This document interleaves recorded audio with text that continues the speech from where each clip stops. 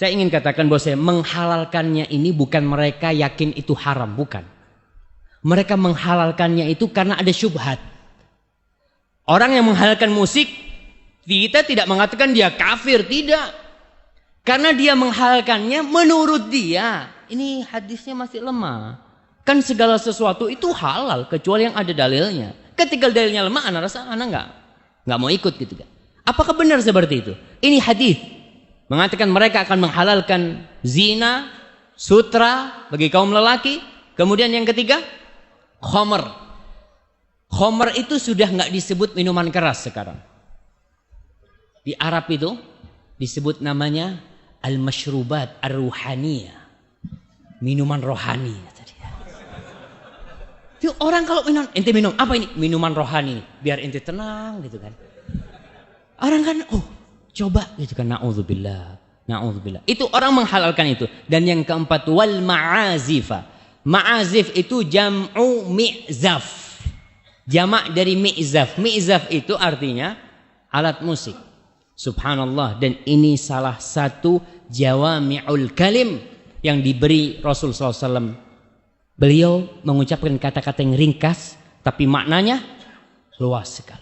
Beliau tidak mengatakan yang haram itu gendang, yang haram itu tombur, yang haram itu piano, enggak. Ma'azif. Karena memang banyak alat-alat musik yang tidak ada di masa Rasul SAW. Yang terjadi selanjutnya, Ustaz, hadisnya ini katanya Ibnu Hazm dhaif, sama palsu. Enggak palsu kalau hadis ini. Ibnu Hazm mengatakan hadisnya mu'allaq. Mu'allaq itu yang tidak disebut perawinya. Bukhari menyebutkannya dalam sahihnya, tapi dia tidak menyebutkannya secara musnad. Sanadnya lengkap, enggak. Ada yang terputus. Oke, Imam Bukhari menyebutkan itu dengan sighatul jazm. Yang pasti dia meriwayatkan hadis itu. Dan kemudian kalau dikatakan putus, oke. Imam Bukhari tidak menyambungnya. Tapi ulama hadis bukan hanya Imam Bukhari. Perawi-perawi hadis itu banyak sekali. Imam-imam itu. Oleh karena itu Ibnu Hajar al-Asqalani yang bermadhab Syafi'i, dia menyambungkan sampai dari 9 jalur. Hadis itu bersambung sampai Rasul SAW. Dan terbukti hadis ini diterima oleh ulama-ulama madhab yang 4. Dijadikan itu sebagai patokan. Kenapa mereka berpendapat musik itu haram? Siapa aja yang mensahihkan? Anak kepingin tahu.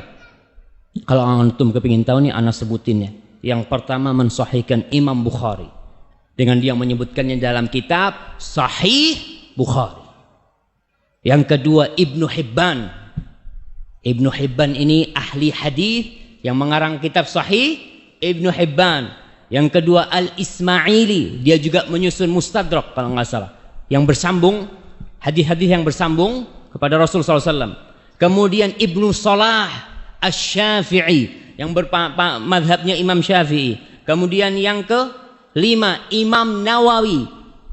Imam Nawawi pengarang Majmu' Syarah Muhadzab, pengarang Riyadhus Shalihin, pengarang kitab Al-Adhkar, penyusun kitab Al-Arba'in An-Nawawiyah. Beliau mensahihkan hadis ini. Kemudian Ibnu Taimiyah Al-Hambali dari madhab Hambali, beliau juga mensahihkan. Kemudian Ibnul Qayyim Al-Hambali, kemudian Ibnu Katsir Asy-Syafi'i, kemudian Ibnu Hajar Al-Asqalani, kemudian Ibnul Wazir As-San'ani, kemudian As-Sakhawi, pengarang kitab dari hadis, kemudian Al-Amir As-San'ani. Itu ulama-ulama besar dalam ilmu hadis. Dalam ilmu hadis, semuanya mensahihkan hadis tentang musik. Kok nggak diikutin mereka? Kok pada ikut Ibnu Hazm, ulama-ulama sekarang? Kalau kita disuruh milih, maka pilihlah yang ahli. Ibnu Hazm, beliau ahli dalam usul, dalam ilmu usulul fiqh, mereka memang ahli. Bahkan buku-bukunya Al-Ihkam, fi Usulil Ahkam, Al-Muhalla, itu buku-buku tentang usul fiqh, tentang pokok-pokok permasalahan fikih. Itu kitab Ibnu Hazm. Beliau mengarang banyak kitab, tapi beliau tidak lebih senior dari Imam Bukhari, tidak lebih senior dari Imam Ahmad, tidak lebih alim dari Al-Asqalani dalam masalah hadis.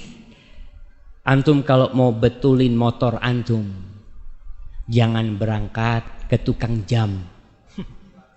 Tukang jam, dia pintar Ustaz untuk reparasi. Betul, reparasi apa dulu?